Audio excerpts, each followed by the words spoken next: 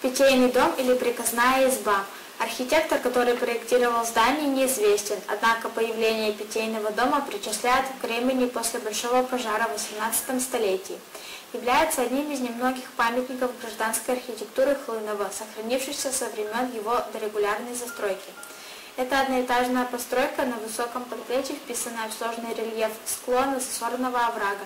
Характерная трехчастная планировка дома восходит к традициям XVII века, перешедшим в каменную архитектуру из деревянного зодчества.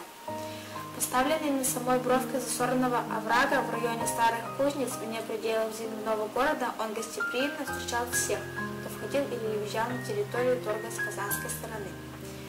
Декор строения в общей сложности можно назвать немногословным, однако это ничуть не мешает привлекать сюда как кировчан, так и гостей города. Реставрация памятника производилась в 1973-1975 году. В настоящее время здесь находится отдел художественных промыслов Кировского областного краеведческого музея.